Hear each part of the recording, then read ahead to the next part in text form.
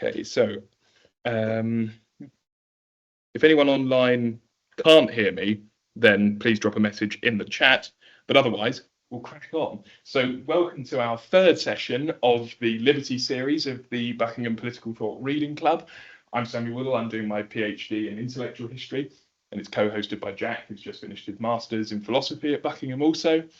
And yeah, this is our Liberty series, the first conceptual series that we're doing. So we shall start from here. So I don't know if any of you have really read much Mill before, have encountered Mill before, but he's certainly what we would refer to as a quintessential modern liberal.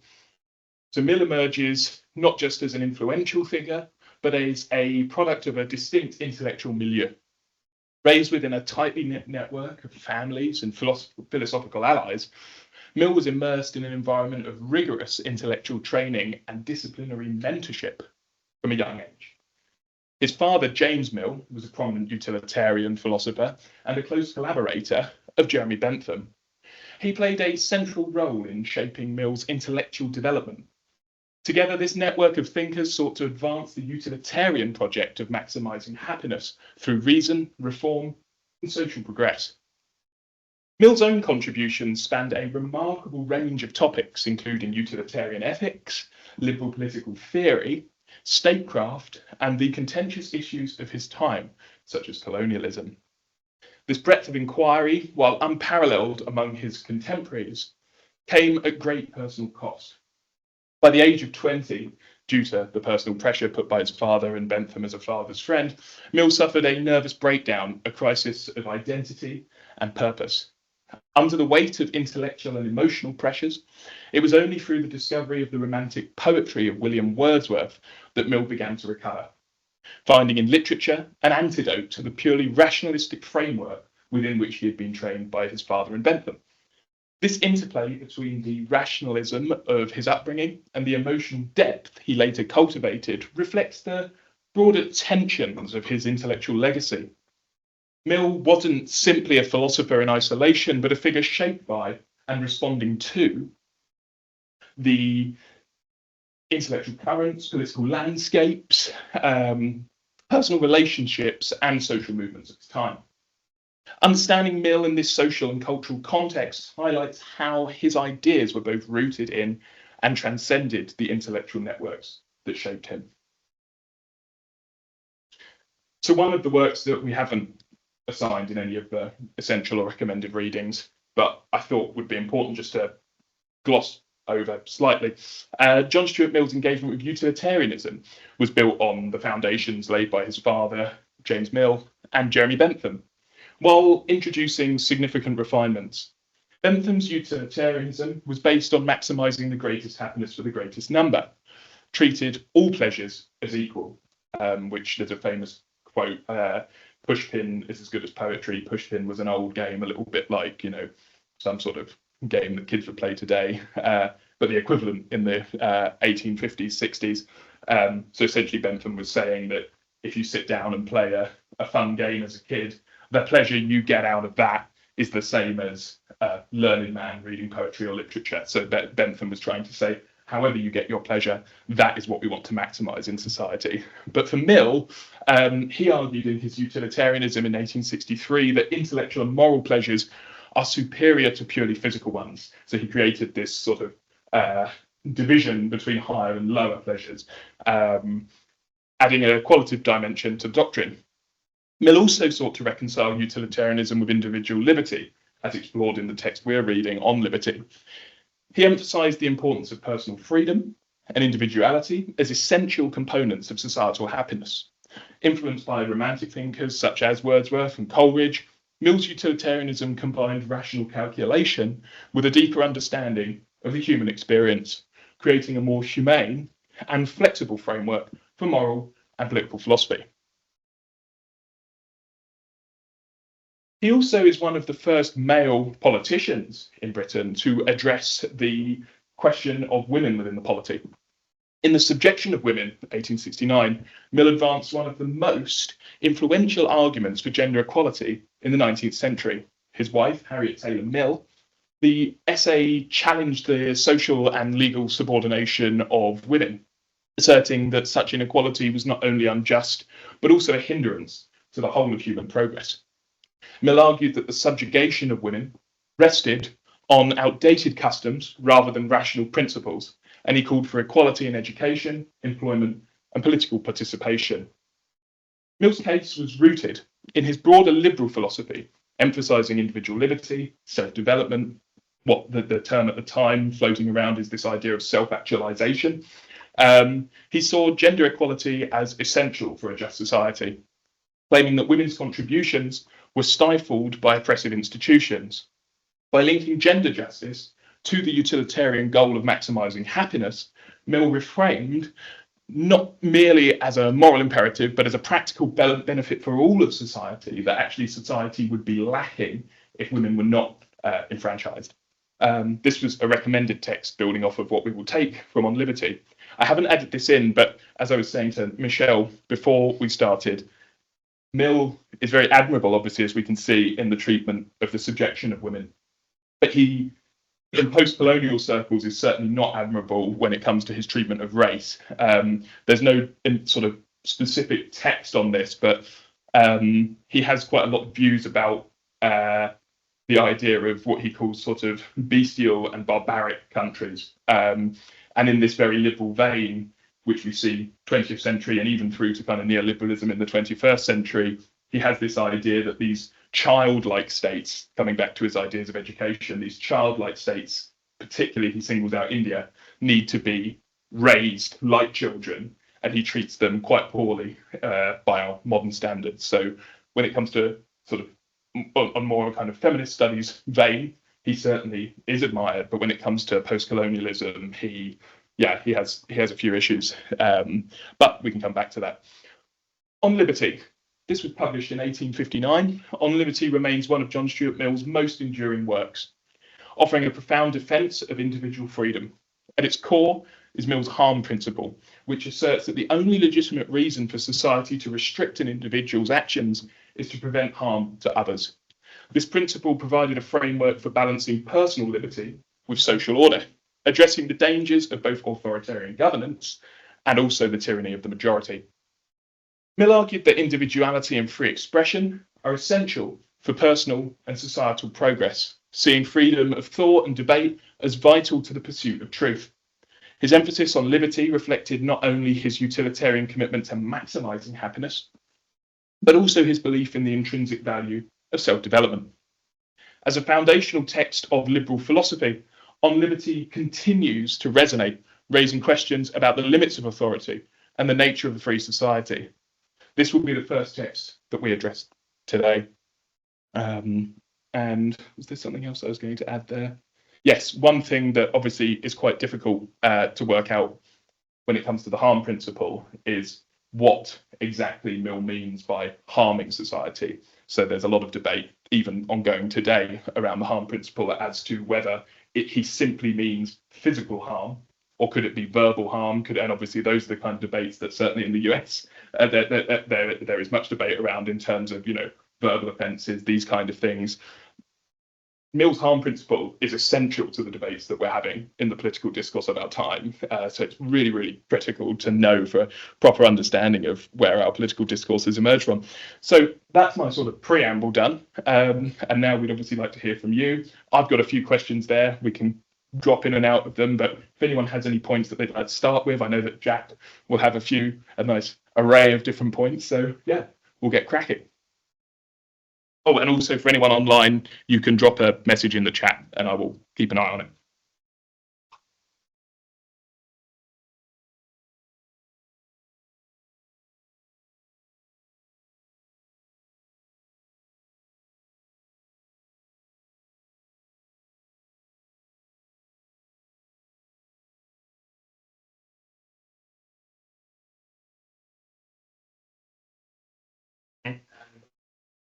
But I didn't know what it was.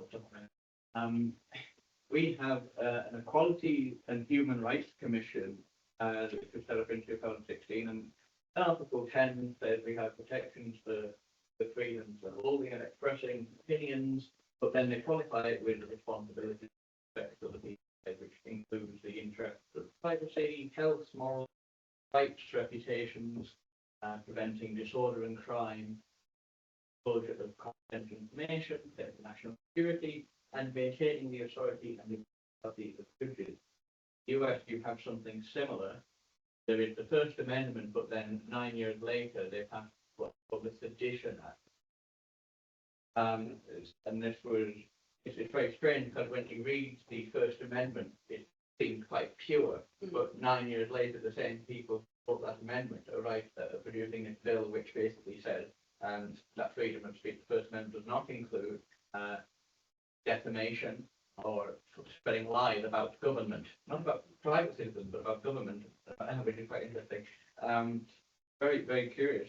I bring all this up because the book is read and I'm in oversight. I don't think Mill touches any of those kind of exceptions. And so when I read that the chapter, I came away understanding Mill was advocating a very radical version of freedom of speech. He said the power of the coercion of speech is itself illegitimate. So my open question is, first of all, is that Mill is not interested in those kind of issues?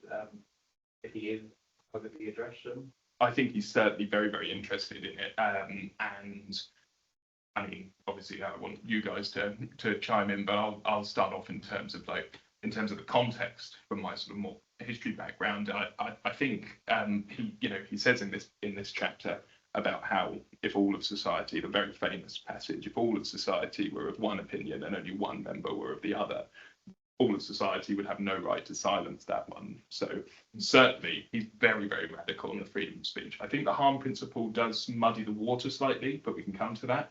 But you've got to remember that at this time, he's facing a world that's on the cusp of becoming a modern society, but it's only back in 1819, less than half a century earlier than when he's writing this, that the Peterloo Massacre has happened, where protesters who are simply voicing their opinion on the streets of England are being shot down by the state's police. So he's certainly in the mind frame of we need complete freedom of thought, of speech. He's going much further than someone like Locke during the Enlightenment, who's simply saying you can think what you want, but essentially obey. He's saying, no, you can speak. And that you've also got the emergence of the famous Speaker's Corner around this time as well, where people are standing on their soapboxes and starting to proselytize to the nation. So he's certainly seeing this world changing from a more kind of that what we've looked at so far, kind of the Enlightenment period, where it's much more about thought and freedom of thought. This is freedom of expression and freedom to say, oh, Jack, something there. I'll do it. You can have it on. Publish.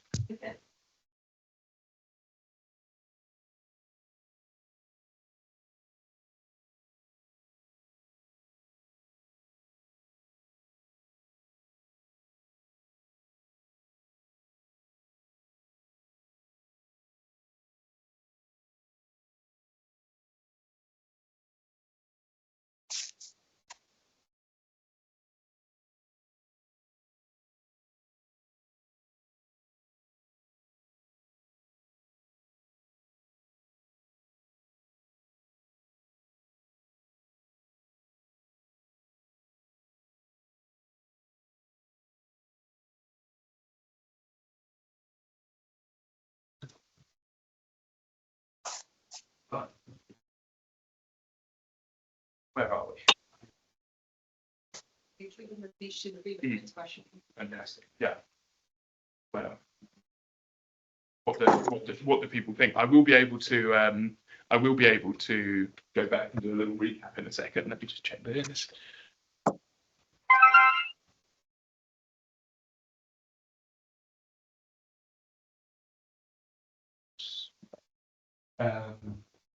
Yeah, sorry. So what had you just said, Jack? we waited. Oh, right. Okay. Yeah. So bouncing off of what I said then, in terms of that historical context, certainly freedom of speech is pivotal, and I think for him undeniably universal. I don't think there are any constraints on it. other than when it comes to this difficulty around what the harm principle exactly is. And the harm principle can be interpreted, as I was saying just before, about physical harm, but it can also be this kind of idea of, well, if someone's in a crowded theatre and shouts fire and there isn't one, surely that person holds some responsibility for causing a problem, than just saying, oh, no, they're completely kind of vindicated, if you see what I mean. So there is a certain level of constraint when it comes to provocation, I think. That would be my idea, but certainly because of the brutality that he's seen, his father's seen within literally the last half a century, he's really, really pushing for this universal freedom of speech. You could sort of hold freedom of speech as an absolute principle, but then you weigh it up with the laws that might deal with the consequences of careless speech. Yes, yeah. There seems to be some kind of difference between speech, which is dealing with ideas, dealing with potential legislation, or voicing concerns about the state of affairs and the kind of speech. Classic example. I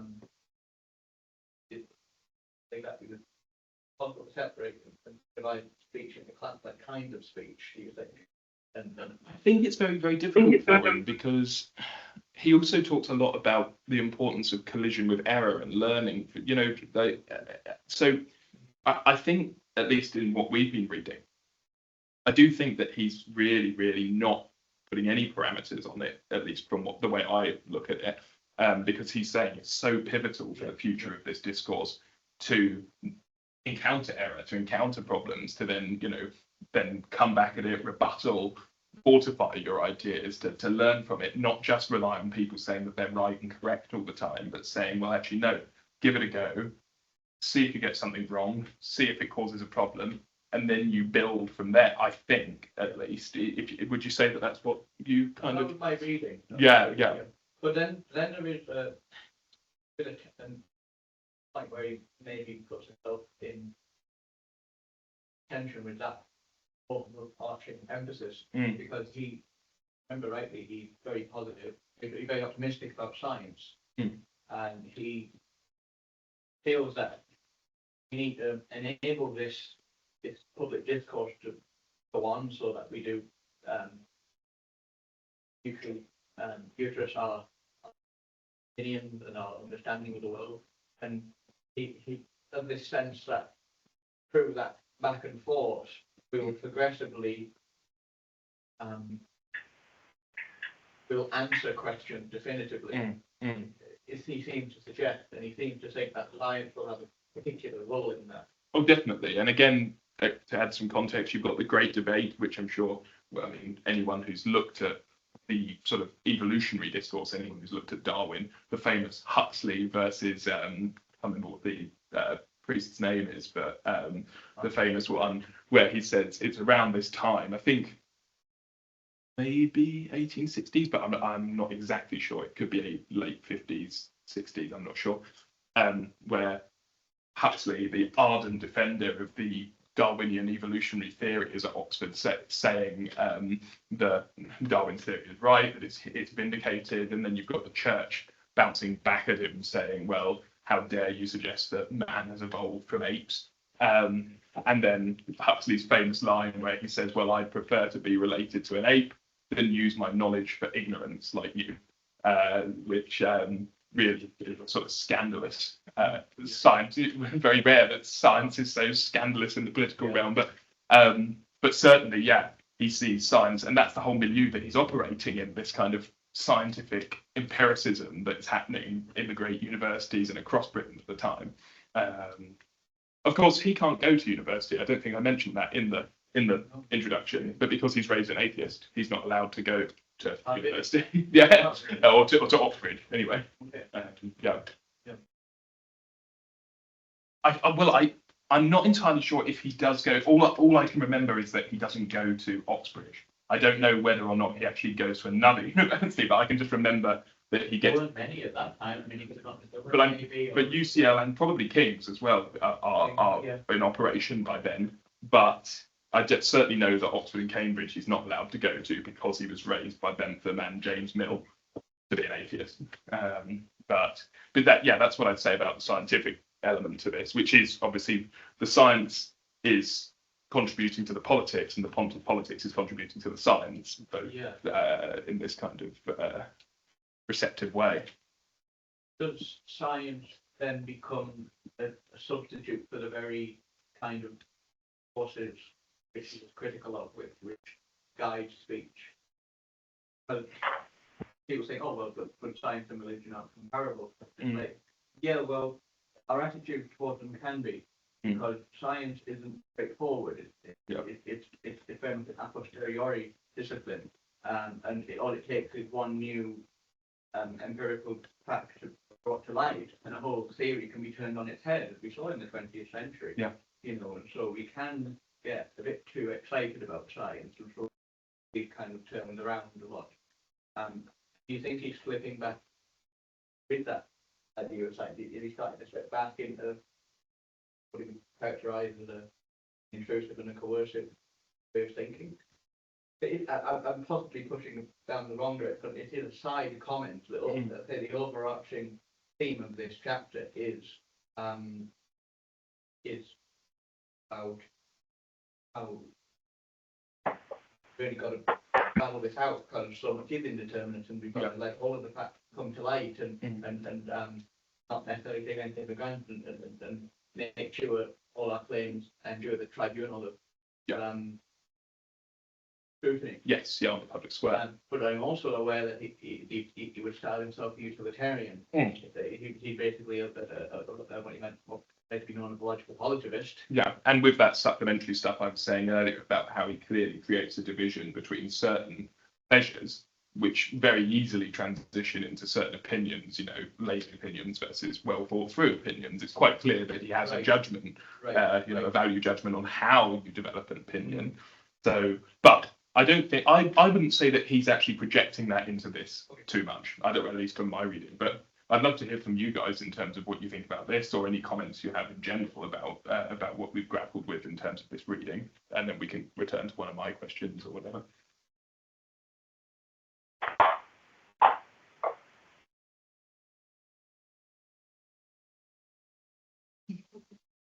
I feel like join the discussion a bit too late on and be able to make anything, to say anything, maybe a bit later on. Eric, Michelle. I have to confess I have grossly underestimate time I need for the readings. So I might. No, it's perfectly fine. We can certainly move on to another question.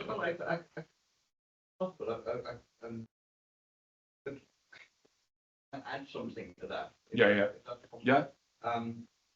What you mentioned there about distinctive value judgments, and my sense is that he's striving after a value neutral stance. He wants everything to be open up for debate. But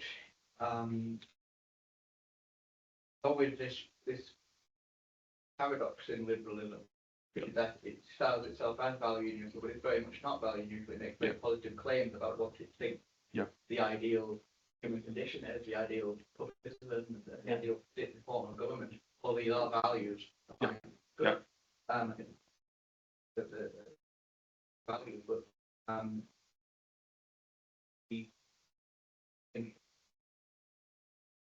all of the treating that as the obvious starting point, totally obvious given the historical debate. So I bring this up because there's this guy Isaiah Berlin, we put him in the recommended reading, he points out that there's these two versions, maybe not bring this liberty. There's two general concepts of liberty, or two questions you might ask about. First is what they call negative liberty or negative freedom, and it's about basically set the limits for government interference. So what's the positive space? So what's the available space for people to do whatever they want? The classic thing is like, you get up to your own affairs so long as they don't harm other people, or that kind of thing. versus a positive critique of liberty, which asks who is the authority which can define the good end towards which people should aspire. And the thing is, that I Belinda pointing out is that these two were paradoxically intertwined. Yeah. So although you would read Mill and think, oh yeah, he's obviously negative freedom advocate, he's obviously saying government get the hell away. But actually, he's also in the very same time he's putting forward a vision of man. Yeah. Berlin talked about the creative, free-thinking despot. Yeah. Is Yeah. the ideal version of man. Knowledge is raised to the highest value. And also to be able to enforce what we've said before. So that idea of positive freedom versus negative freedom, as defined by Jack through Berlin, you can easily define these two concepts as, and we discussed this in the last session, but the freedom to versus the freedom from, right? So freedom to go and get an education, freedom to not be discriminated against, freedom to go and get a job without there being any hindrances. Whereas the class, and that's very much a modern liberal trend. So what's interesting about Mill is he sits on the cusp of the kind of definitions of classical versus modern liberal. So a modern liberal would be someone who we will be looking at in our final one in a few weeks' time. John Rawls is the quintessential modern liberal. We need to make the world, he becomes essentially conflated with stuff like a sort of almost third way socialism. So it's liberals don't like rules because it becomes a little bit too like third way socialism, and then obviously socialists don't like third way socialism because they say it becomes too much like liberalism. So they sit in this awkward sort of space on the political spectrum. But Rawls will say things like we need to make the equality of opportunity for everyone. So everyone needs to have a level playing field, and the government has a responsibility to make a level playing field for everyone to then be able to do, have an equal starting point to then grow. Mill is sort of like the cornerstone between that emerging opinion in the 20th century and the old opinion of ultimately government's sole responsibility is to stop people from either attacking you or taking your property or really kind of mitigating you from going about your daily life. So when you synthesize those two things, like what you're saying about Berlin in terms of that, you get what is kind of referred to when we grapple Mill's kind of idea maybe of a social contract of a political state. People refer to it as the night watchman state. So it's someone who is there to ensure that you don't get harmed, doesn't stop you from, going about your business, and sort of is there to, like in the medieval times, like a night watchman on the palisades on the walls, making sure that no one mischievous is coming into town, sort of thing. Essentially, but with an element of positive freedom. That's what I mean. I think this is on the cusp of that modern liberalism, because Mill isn't just saying, look, a bit like this idea of the freedom of speech stuff. It's sort of like he isn't just saying you should be free from government sort of oppression, government suppression of ideas of thought. He is going a step further by saying, well, actually, there are some issues here. We were just before you got here, we were talking about his passage where he talks about if one person with an opinion and all the rest of society were of another. There is a sense that he's going a little bit further and saying actually there's a responsibility for the state to do something to create, essentially almost to create a level playing field for discourse, that just being freedom from isn't enough anymore. So he's certainly starting to push that. And if you then combine that with what he's saying about women, and in that situation, and what he's saying about, even in a colonial sphere, about intervening to improve nations, there's very much an interventionist stance to say we want to push these sort of left behind subsections up to the level that kind of quintessential heterosexual white Western man is. So there are certainly positive elements in terms of what he wants liberty to do rather than just freedom from. So I think he sits at a unique point in between the quintessential classical and the quintessential modern liberal, I'd say. Yeah. I feel like he was conscious of that. Berlin writes as though Mill is not conscious of the great oversight, as though he muddled two questions together. And but my sense is that the two questions can't be separated. Mm, And I mm. think Iberlin also knows that, but he thinks Mill doesn't know that. Yeah, yeah. Well, I wouldn't disagree. I'm not saying that Mill I think Mill is quite jumbled in the way he's approaching this. I'm not saying that he's got a particularly clear-cut view of these things. I think many of the issues arise because he's not entirely sure how these things will play out. Right. Yeah. Issues such as his inconsistent, we would say today, his inconsistent political views, let's say, we applied his liberalism. Yeah, and how I think what Aside Berlin raises is how do you actually enforce the positive freedom, the negative freedom, without having some sort of positive freedom, some idea of where you're going, almost, if you see what I mean. Yeah. So you have to have both, as you were saying. Any questions or queries thus far? Or online, if So people when you can say hear us. Still think that women should have equal rights to men, so he was. Yes, yeah, very much so. Because he's writing on the subjection of women about 10 years after this. I can't remember what I said. Was it this is 59, is it, or 69? I think the suggestion was 69. 69, yeah. Yeah. And he writes it with his wife Harriet Taylor Mill, and yeah, is essentially saying in this kind of, again, it actually feels quite Rousseauan, but I mean, any feminist would hate to be referred to as linking to Rousseau, of course, because he's not great when it comes to that. But essentially, the idea that if you hinder a woman from self-actualizing, from realizing her potential, all you're doing is hindering the state, because you've got all these components that aren't maximizing their potential. So why would you? There's absolutely no logic in holding back elements of society that could massively ramp up the like intellectual, economic aspects and health of the state. So him and his wife pen on the subjection of women and say that they should be enfranchised, say that they should have the same rights. Which is obviously what 50 so years prior to when enfranchisement will actually happen. So it's quite impressive. However, his colonial views are a little bit shifty. So in feminist circles, he's certainly seen as very admirable. In post-colonial circles, he talks quite a lot about the need to educate bestial and barbaric states. And this is in a very utilitarian vein of kind of like, oh, we can provide education to the uneducated parts of the world. So there's obviously that kind of liberal background, but at the same time, a lot of the terminology is very, very kind of backward for someone who is so informed on so much.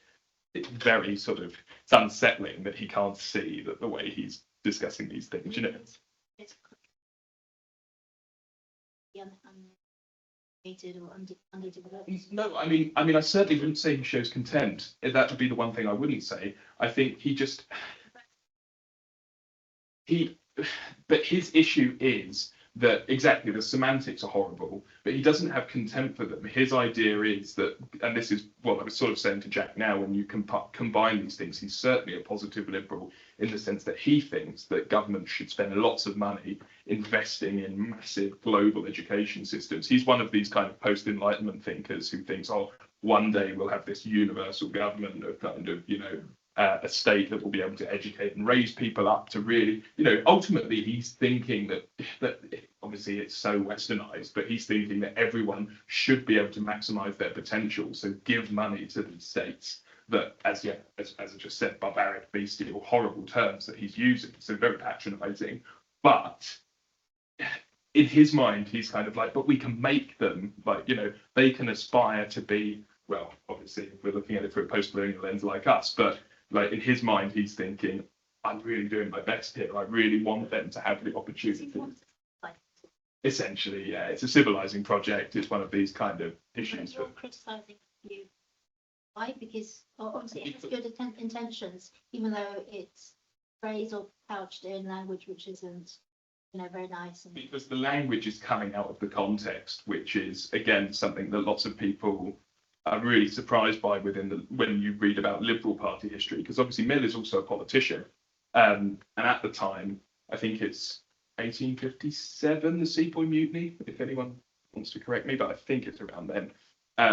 And you get these reports back in Britain of the Indian sepoys who have gone to, I think it's in, is it in Lahore or where they are slaughtering the colonial families, because the colonial families have made them. This is the famous thing about making Muslims use pork bullets, so casings of bullets that have pork on them, forcing them to like bite the bullet to then put in. That's where the phrase comes from, bite the bullet.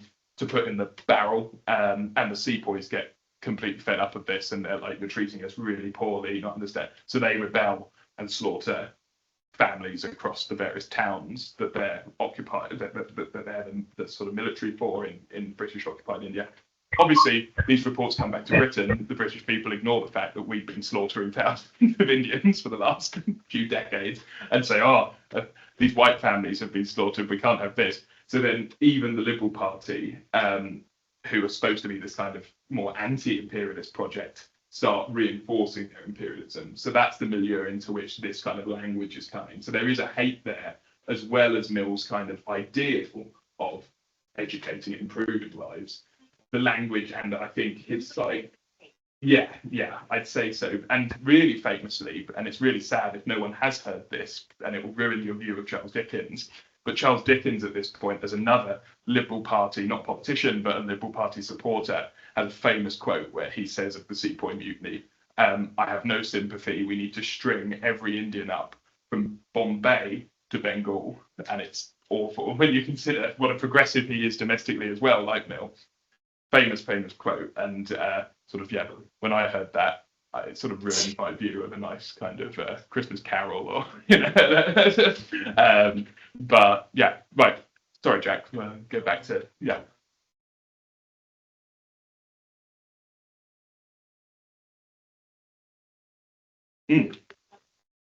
think as somebody who graphs of the reading, but I suppose like looking at section 1, the question at the back of my mind when reading was my impression of the beginning of the article is that he sort of says that, you know, we are beyond debate about the value of the freedom of press.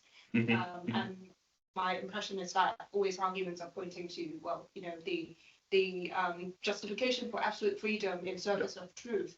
But at the back of my mind, I'm thinking about, you know, how he's justifying the absolute value of truth. Yeah. I suppose echoes what you said about him having a positive vision of, you know, the value of truth, which is not very neutral. And I suppose many people who have argument with your partners would know, you know, your partner might say, you know, it's not important what is true, you know.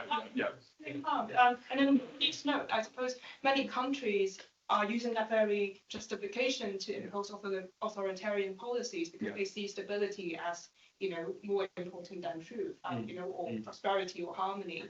And so I would like to know a bit more about, you know, just what's his view on true policy? Justify it, or is it sort of really taken for granted by that point that, you know, true absolute? You're better placed for me, I think. Well, it seems to me I'm also very, I'm going to say, wary of this aspect of it, for the reason that I think he was a bit too optimistic about not about truth per se, but about how straightforward it would be to make that project into society, and it seems to me quite naive about consequences of going through all this public discourse. We all know that the positives of such things, but we don't consider how times throughout history certain ideas have swept through society. People have been very eager to think about those ideas, but at the expense of so much of strife and the breaking apart of families and communities, and breaking of sentiment, and all these different kinds of things. And we so easily get carried away with ideas, but yet things like Mill still remain quite committed to truth. It seems to me that the time world, intellectual lineage where that is just taken for granted. Classic Enlightenment, value of intrinsic value of knowledge, the intrinsic value of pursuit of truth, the unfettered pursuit of truth, anything. I wanted to continue, but I just butt in. I wouldn't say that he's in an Enlightenment mindset, because you've got to remember that kind of mid-late Victorian period has returned to a very austere religious mindset. And as I was saying about the great debate with Huxley at Oxford, that's really, really kind of like there's all this disgrace around the scientific community. The idea of searching for truth like the Enlightenment had, because the Romantic era has arrived, this resurgence of passion, emotion, but also a Victorian kind of interpretation of Romanticism, which is like button everything down, be austere, be religious, think like that, which relates into the question I put in for question 5 about dead dogma versus living truth. As in, like, you know, the Victorian period's this kind of slightly dead generation of people walking around not really wanting to think about things, and when they are questioned, they try and shoot down the scientists or the Oxfordians who are trying to have these debates. But yeah, sorry, I just wanted to. He still, but do you think he also changed? That feels like I understand that the society may be changing around him. So I think he's going in the radical other direction and saying, abandon that austere, nasty dogma that you have and look to truth, and is prizing truth as something outside of that kind of tight corset of. So it's almost like gone back to the very beginning of the Enlightenment. Yeah, essentially. That's what I mean. He's reacting against it. So I'm agreeing with what you're saying, but just wanted to add that as why he's thinking that. I don't think it's because he's still like thinking about the Enlightenment. I think it's because he's so worried that society's regressed to this kind of what he'd see almost as like a medieval kind of mindset. Like, why have we gone back to this sort of thing? Yeah. What were you saying, Enlightenment?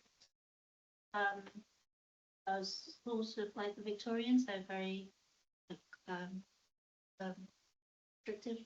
Oh no. So I'm saying, I mean, there's lots of debates to have around the Enlightenment, but no, I'm saying, because Jack was saying that Mill's in a very Enlightenment vein. Now the Enlightenment, very difficult to periodize, but broadly 1650 to 1750 would be about the time that I'd say Enlightenment was, but many debates about that because obviously Kant's writing after that. But no, the Enlightenment, I think, for Mill would be seen as a really free-thinking, liberal time where the dogmas of religion and superstition were thrown off.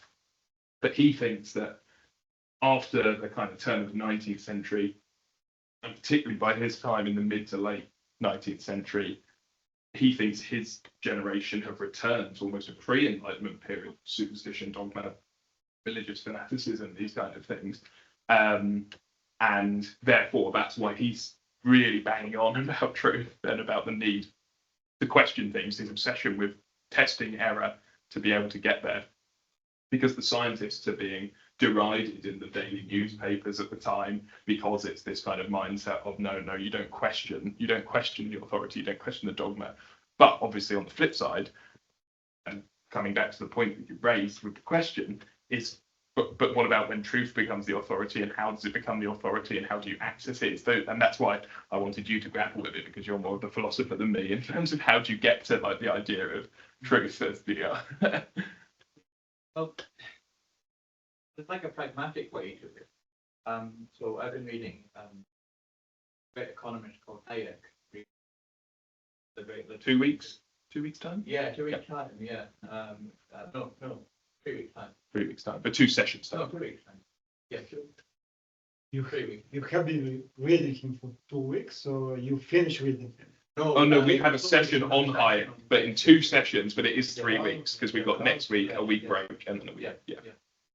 And he is reiterating a lot of the sentiments around it, but from an economic perspective. So there's a lot of practical utility to truths, but it has to be a decentralized truth. So the kind of thing that Hayek would say is that we don't know all the facts about the economy and about what people are getting up to. And by the time, even if you could centralize all that information by the time. He has an easy solution with money. Right? His solution for the problem is through the market mechanism and the medium of money. Right. In the process, you have the distribution of knowledge.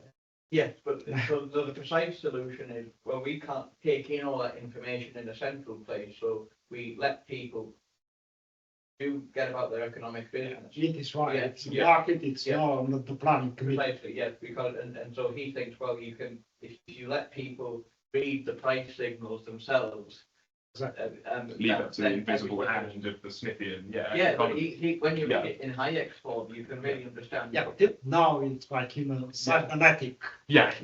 It's not like Adam Smith. Yeah. Adam Smith is more like logical, random. Yeah. Very spiritual sort of. Yeah. But yeah, it's interesting. It's very concrete, very empty, very practical. Mm. And so you sort of solve the problem of the complexity of society by letting go.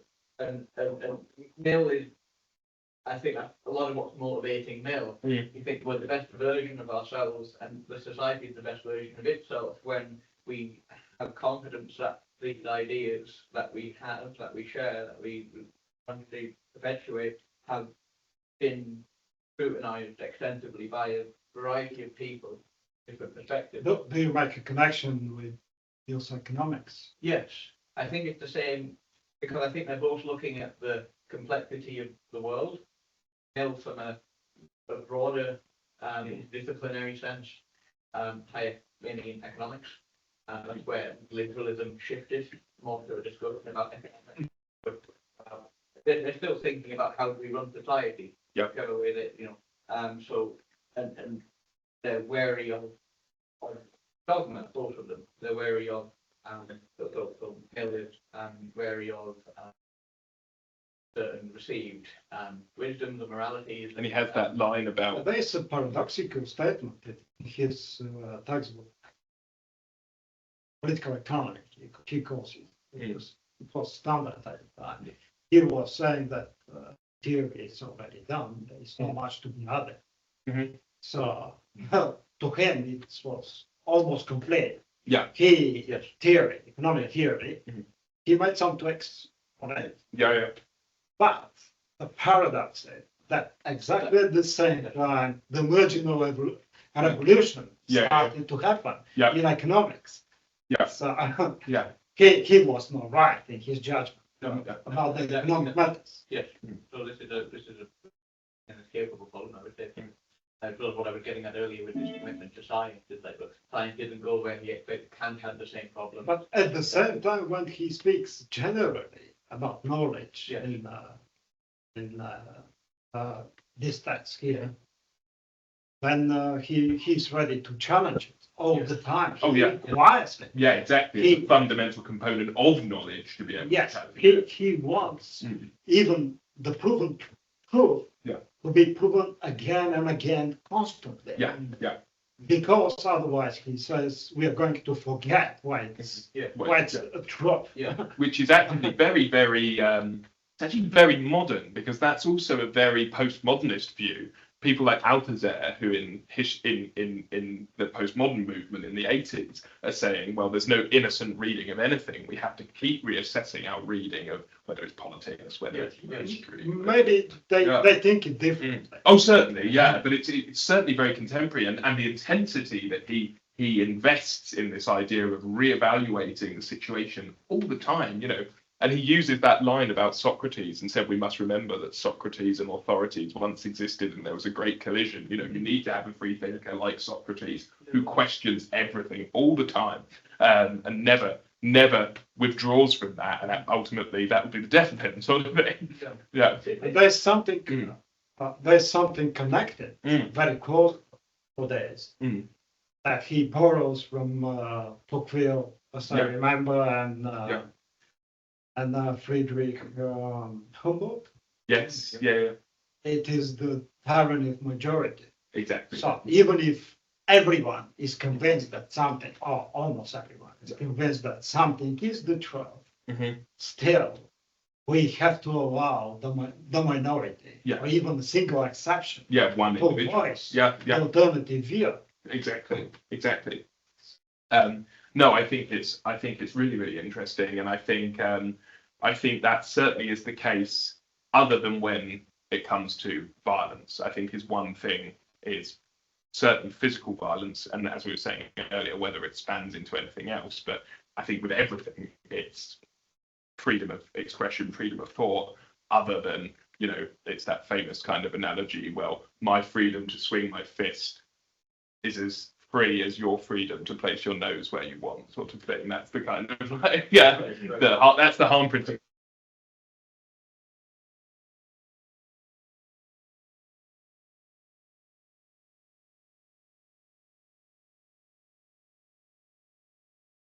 He's defending any idea. So, Yeah.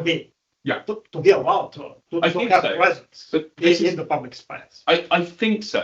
And But the idea yeah, not necessarily does any physical harm. no, this is the interesting thing though, and I don't know if anyone else wants to contribute at this point, because that's a really interesting point, and it's sort of what I raised earlier, which is that I think he's universal on this, but I don't know. And particularly when you take his ideas into a modern context, a lot of political theorists use the harm principle, but in a different way, and say, well, what if there's someone shouting fire in a theatre and they're making everyone run out? Surely that, and there is no fire. Surely Maybe that. this contributes to the alertness that should be present all the time. Is it why there is a fire marshal there? Yeah. So Yeah, to me, to be able to regulate. Yeah. But if there is no appointed fire marshal, Mm. maybe it's a good idea you to have someone backed in a car school to shout fire down to that. Yeah. But I'm not sure that he would be particularly easy with, for example, obviously his whole point is about protecting individuals, even if they have differing opinions. So what if there was a political party on the street corner shouting that a certain subsection of society needed to be rounded up? I don't think he would be particularly easy with that, because They obviously can shout that, but they cannot execute. they can't do it. But I'm not sure. That's where I think the tension lies in what he's saying. Like, because I'm not even sure that he'd be particularly comfortable with them saying it, but I don't know. I don't know if anyone's got anything. I think that he will allow it. You think And, so? and even maybe to stimulate them to challenge the. Yes, I suppose his idea would be, well, other people will come up and say, how dare you say this, X, Y, Z, and question them in the public sphere of debate. But I don't know. When you see Mill's writing, where do you think that balance lies? Or My impression was that it was a universal. Yeah, it's insane. Which is why I was I knew we tended to make exceptions to this, and I was surprised we didn't raise any. Yeah. If I go back to the Berlin's distinction between negative and positive freedom, I think Mill doesn't think through this model. Yeah. Well, yes. Yeah. It's completely foreign to him. Mhm. You understand it if somebody speaks to him about that. But Definitely. yeah. He's a reasonable man, but it is not his viewpoint, neither his authorities. Yeah. So No, I agree. I don't know how much we can really make out of this conceptual frame, positive and negative freedom, in Mill specifically. Example you gave about someone shouting in the street about rounding a small subsection of the society and maybe like killing them or incarcerating them or something. But then that would be physically causing them harm or inciting hatred. And even if it's not causing them physical harm, it is inciting hatred towards this group. And that falls under Mill's harm principle. We think so, wouldn't you? But as Roman's saying, if they're not directly the ones practicing the actual rounding up, obviously this is a very complex and dark analogy, but if they're just the speakerphone, if they're just the ones saying, well, why shouldn't they be rounded up, sort of thing, like we see in a lot of kind of modern discourse around the world today, a lot of people testing the water, going, oh well, no, I'm not saying that I'm going to do that. I'm just saying maybe, well, we could do this, we could round up this group of people or something. If they're doing that, does Mill's harm principle stop them from doing that? Or does it still fall short of the mark? As I say, I honestly am conflicted on what he would think, but I don't know. For psychiatric fear in a lot of the subsection people, and psychiatric fear is a source of harm, psychological harm, and so there is the presence of harm, even if it's not physical harm, and so that should fall under his harm. And that's certainly the modern political Yeah, interpretation of his Heim principle. Mill just predates modern psychology, and the way Humboldt and Wundt do the psychology is very different. Wundt. Yeah. He started it. Yes, yes. In the 70s. Yes. They're still sort of partly still in the Cartesian view of psychology as being the spirits. Yeah. I think the answer is there. Unfortunately, I have read this text decades ago. Sorry, but there was something when he was speaking about the truth. He was saying, "I might hate your views, Yeah, but I will. I love you to have them, Yeah. and I'll give my life you to have them." Yeah. There was something like this. Yeah. So Did Mill say on this on these grounds, then any kind of opinion, as long as it's not really killing you, then should be allowed. It's something like I may hate your opinions, but I will defend to the death your right to say them. Yeah. But I think it's He is rhetorically brilliant. Yeah. Unfortunately, I don't really remember exactly his wording. Yeah. No, I completely agree, but I think it's just an interesting tension for modern political discourse at where that point lies. But right, does anyone else have any questions going forward, or any other points from the questions that we've laid out? Or Jack, do you have anything to move it forward? Oh, there.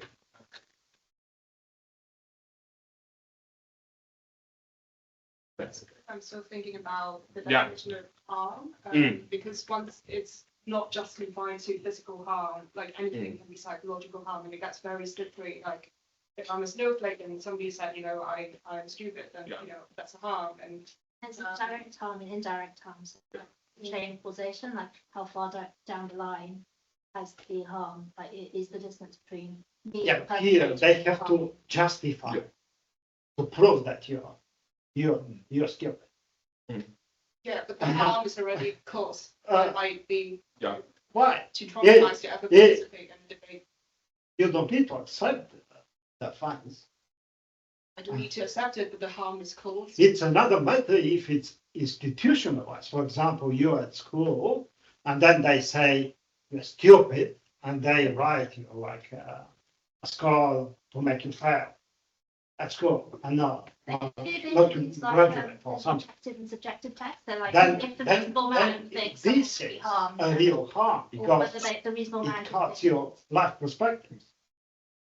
But just calling you a name.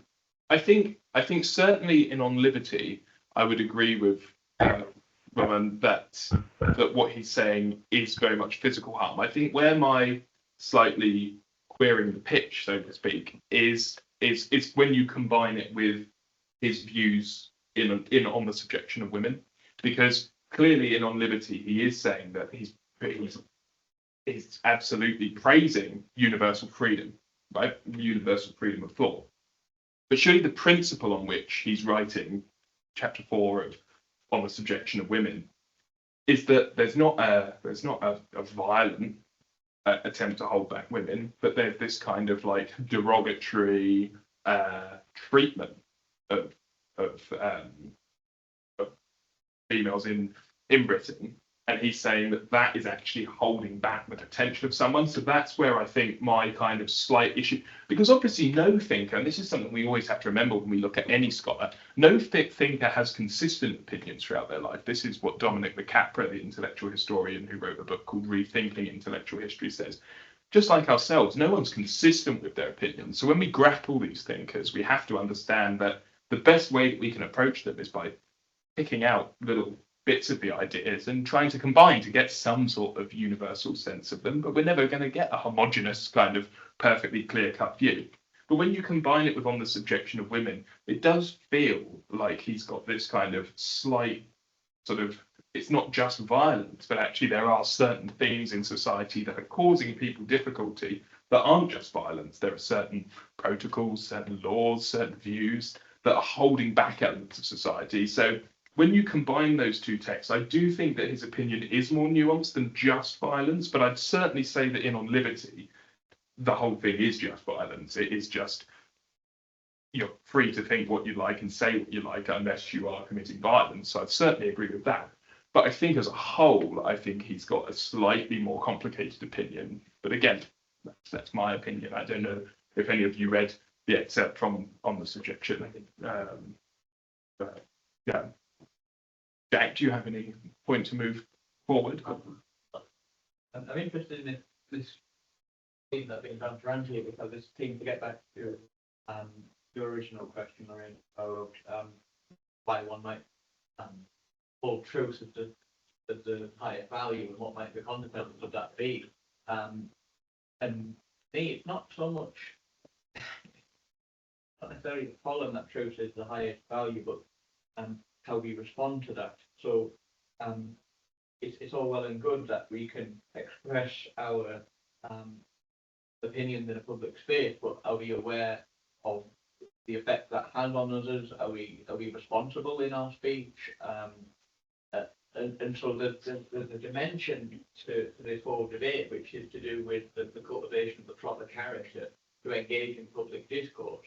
And I think a lot of people think, oh yes, truth and liberty of speech, and I'll just say the first thing that comes into my head, and I don't care what anyone thinks. I think that's the wrong way to approach it. There's got to be civility. There's got to be a certain common ethic undergirding public discourse. And my sense is that Mill thinks that's really easy. That sort of everyone can do that. Maybe it's a Victorian thing.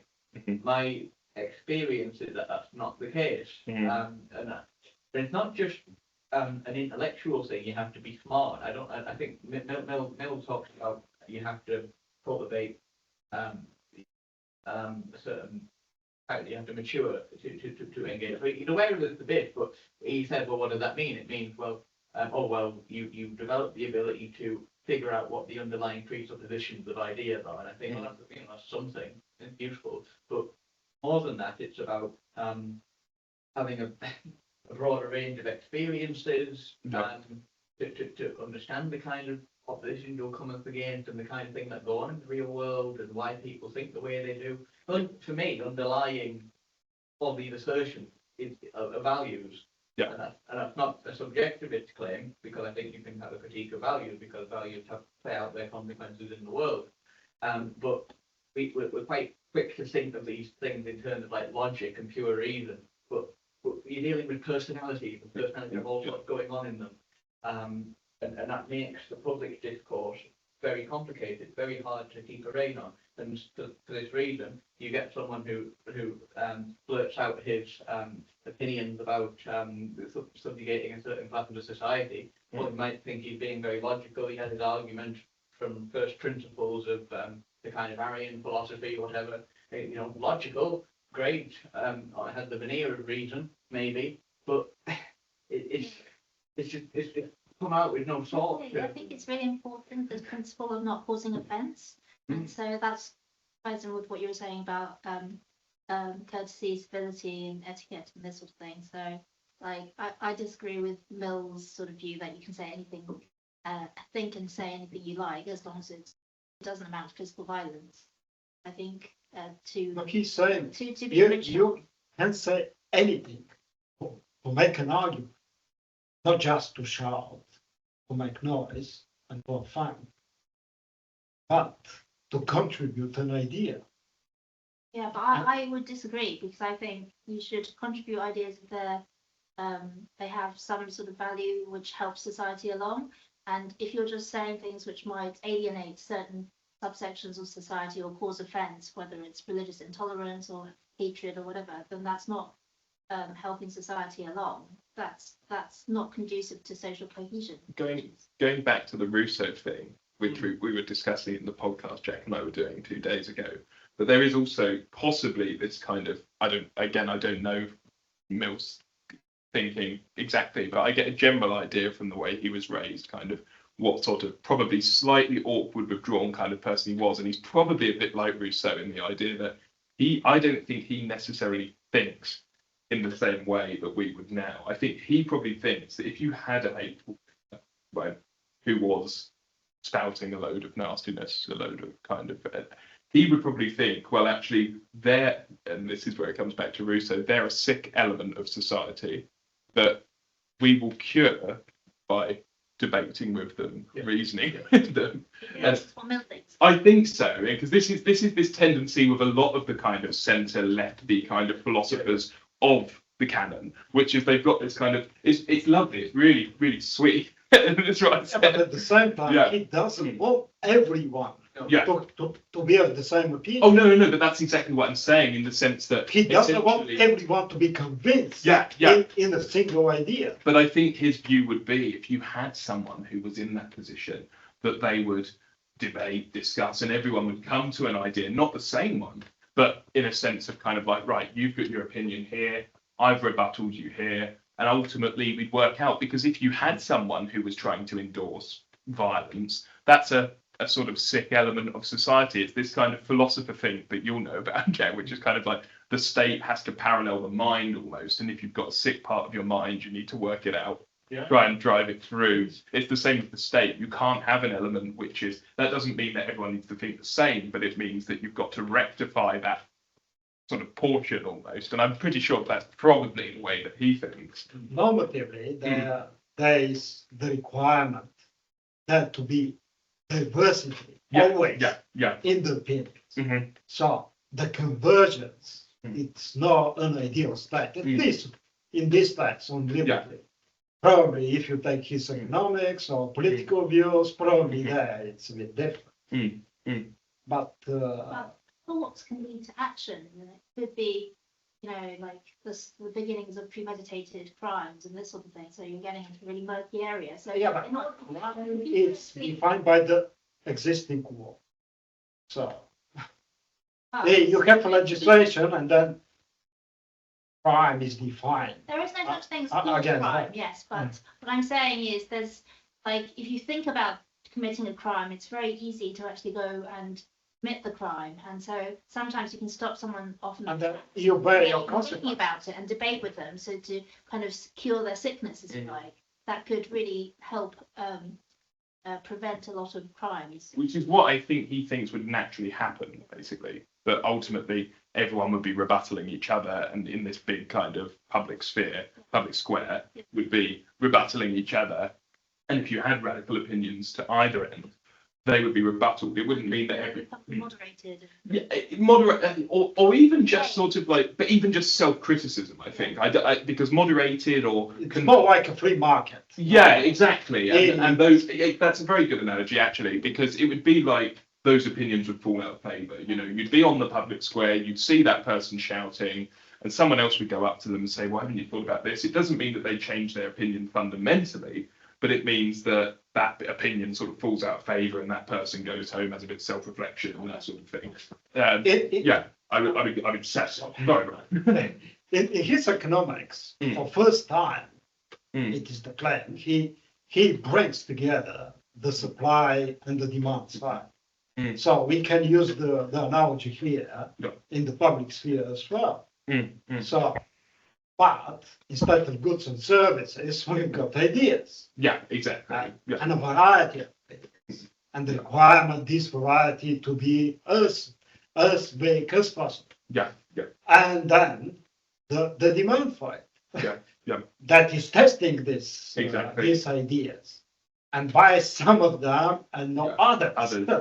So this kind of a market can work, but I don't remember to make exactly this analogy. No, and I think we're all sort of hypothesizing off of what we've read here, because obviously we are looking at this in a completely different lens. As I said, in a sense, he's a racist. He is obviously a feminist. Maybe it's not exactly racist. No, I know, but the point I'm making is we're anachronistically trying to apply the political debates that we're having today. He's ready to admit that.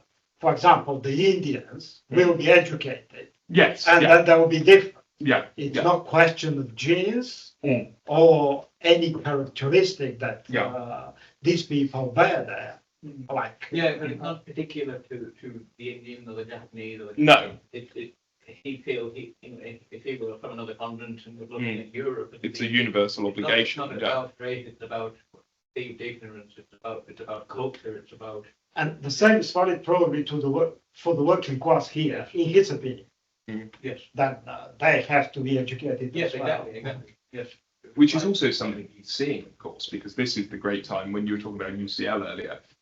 This is the great period of the opening up of the arts through the London museums, opening them up for free so that people can travel down from pit towns, from outer London suburbs to come in and see the arts for free. So there is this idea of emancipation, obviously the enfranchisement of women, but also the emancipation of knowledge, that it's no longer going to be a certain preserve of a certain clique. So that's certainly fundamental to this as well. I was thinking of something else, but I can't remember what it was now. How far did you guys think that this text comes across as utilitarianism? I put that one in at question 7, but I sort of phrased it in terms of like free speech. But if you hadn't known that Mill was part of a utilitarian canon, does it come across as utilitarianism to No. you? It doesn't. Yeah. Very pro the individual and Yeah, the yeah. expression for the individual and protecting the individual from the state's harm. Yeah, exactly. Utilitarian is all about the greatest good for the greatest. I know, which is odd, isn't it? I find it quite strange. Yeah. I feel the same way. That utilitarianism crossed my mind once, and At all. when Berlin was referencing the connection there, I was thinking, are you sure? But maybe you're thinking if everyone had a better freedom of speech, then that totality would then would maximize the greatest good Yeah. for the greatest number. Exactly. So- But which is his underlying thing, but because utilitarianism is so subtle, I read a paragraph where he critiqued Bentham, and he basically finds that Bentham is far too shallow, and too Yeah. black and white on the Yeah. on the possible values we can have, and he's far too optimistic maybe about calculating some of these odds. So Mill had a hypothesis that the best thing for society is for us to err on the side of ignorance and have these continued debates. I mentioned about utilitarianism. One definition is the greatest good for the greatest number. Is another definition the consequence should justify the means? Is that Yes, and those but that's completely different meaning to the greatest good for the greatest number. It's all. no, but they sort of mutually entail. So if you have an idea about the greatest good for the greatest number and there's an obstacle to that, you overcome that obstacle by any means necessary. The two propositions tie together. Yeah. It's what Bentham calls there's two ways of calling it, but I think it's originally called the philosophic calculus, but now I think it's called the philosophic calculus now because it used to be referred to as the hedonistic calculus, but hedonism again sort of like it causes so many issues because people think hedonism, Greek hedonism, luxury, or going and having, but the philosophic calculus had seven elements to it. So you had to have, I think it was intensity, how great is the pleasure, propinquity, what possible pleasures could it cause in the long run. So from that pleasure that you're getting, I mean, it is an intricate sort of method that Bentham comes up with, but essentially anything can be a pleasure. Me knocking on this table repeatedly could be for Bentham as great a pleasure as me sitting down and reading Mill or something like that, whereas Mill replies, and in a famous passage replies to Bentham and says it would be greater to be Socrates dissatisfied than a pig satisfied.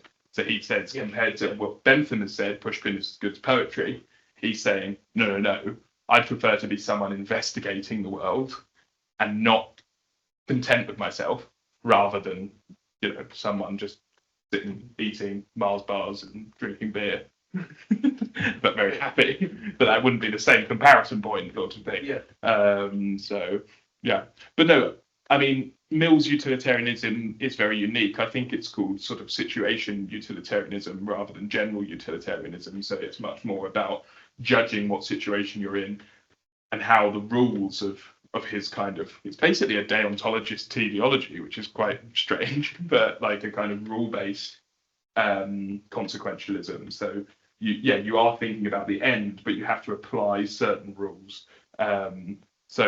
It's difficult, but you certainly wouldn't imagine that from someone writing such a sort of text expounding freedom and liberty that he would be this kind of Yeah. utilitarianism in that family as well. Freedom comes the utilitarian value. Yeah, exactly. But to be in such a kind of network or family of utilitarians, well, I think unless anyone has any final points that they'd like to contribute, we'll probably start to round up. I don't think we've got any questions from online, so that's okay. But unless anyone else has a pointer or a little, not, then we'll finish up. But for you to just recap the this, but we could do that after people. Yeah, that's fine. Yeah, I'll stop that and I'll go through it. And the slides are also on the thing, but I'll go through it and you can have a look. Perfect. Well, anyone else or all good? Marvelous. Thank you all very much for coming. That's been very good fun. Really good discourse tonight. Thank you. Fantastic stuff. Next week, the week today. Yeah, the reading is all up already. It's there's Is something. it the same thing that we clicked to get?